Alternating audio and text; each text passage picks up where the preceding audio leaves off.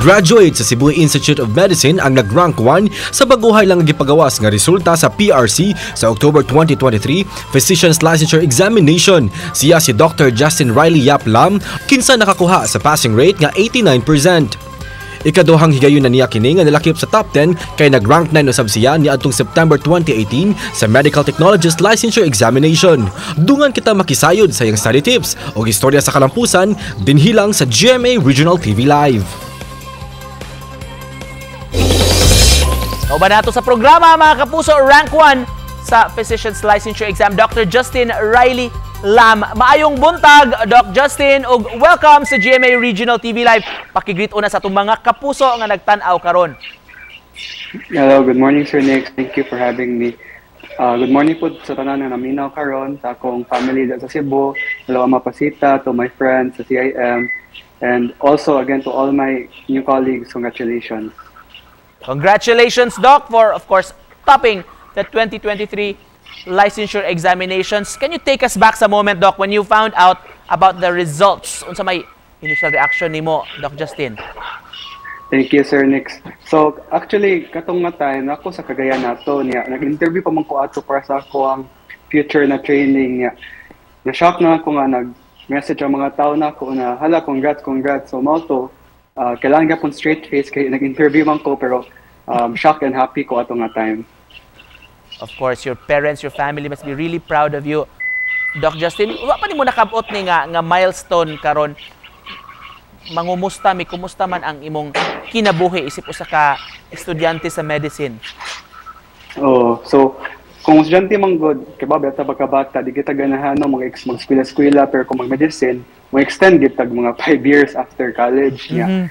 Sa mga lain-lain pang libro basahon nun, napagi-exam halos kada week. So mo gina dapat ganahan kita mag-medicine, dili lang mag-try lang.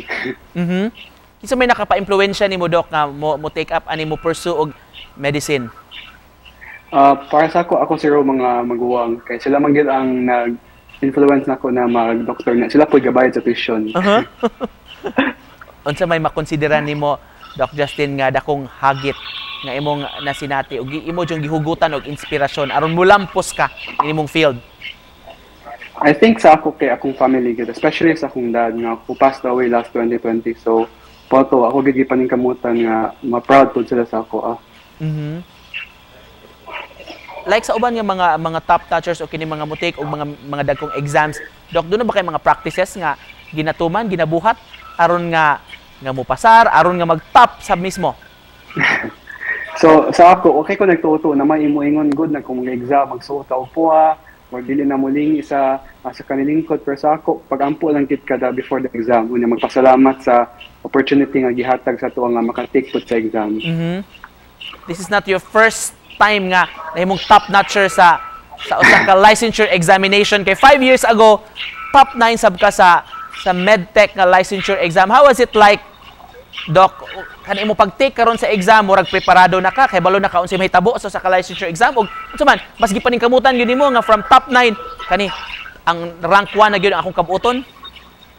Sakto gina sir, so dako gitabang na nako experience sa previous exam kay at least di nako makulbaan kaayo niya mao to tinod sir nga ako sa gipaningkamutan kay what if di ay nga if maningkamot pa ko og samot karon, what if mawan gyud ay tuwa na nako gyud di ay. Siguro nato kini imong napili nga profession, Doc Justin, kinsa may yoy nagdasig nimo so balis kanang I learned or nabasahan ako sa article nga to first doctor in the family.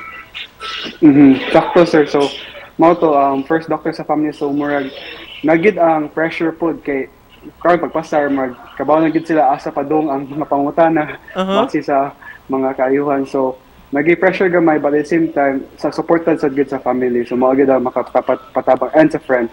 Unsa may mosunod gid pa nga mga plano nimo, Doc? Unsa may asa man ka plano nga mo practice sa imong profession diri ba or abroad ba? So sa karon sir nag-interview pa man ko pero for sure mag-residency gid ko bali training sa internal medicine niya. Kung asa kay open to opportunities pa ko kung asa gid ang available para sa ko. Let's talk about study habits o ang pag-manage sa imong oras, Doc Justin, while preparing for the exam or bisan sa pag-eskwela pa nimo sa college o kini sa imong medicine nga kurso. Unsa may imong tips nga mahatag sab sa ato mga kapuso nga nagtan-aw? For sa ako siguro kaya pag-understand lang gyud sa atong gibasa kay usahay mo sige tag-memorize after sa exam malimtan na nato pero kung ato gyud sabton bisag unsa pa nakadugay madumduman pa nato na siya niya mao na ang board exam di man gyud siya exam sa kanang 2 months nimong review more siya summation bitaw sa tibuok nimong 5 years sa pag-eskwela. While preparing for the boards, Doc, enroll ka og review center, like pila ka oras sa usa ka adlaw imong gina-devote sa pagtuon? Oh, ni-enroll gid ko review center kay para at least makatabang pod sa discipline sa mga materials nga basahonon niya. The past 2 months siguro mga 10 to 12 hours a day gid halos magtuon. Wow. Just to close this, Doc Justin, mensahe lang nimo sa atong mga kapuso nga nagtan-aw karon. Ako mensahe siguro kay of course to everybody eat healthy, exercise ug magpabakuna kay bisag unsa pa kada kan doktor. Prevention is still better than cure. So, mao man ang kamot kita nga dito magkasakit. Salamat sa pagpaminaw. And salamat sab kaayo, Doc, for joining us this morning. Salamat sa inspirasyon sa ato mga kaigsoon nga nagtan-aw. Mga kapuso, Rank 1 Physician Licensure Examinations karong bag-o, Dr. Justin Riley Yap Lam. Daghang salamat, Doc Justin. Thank you.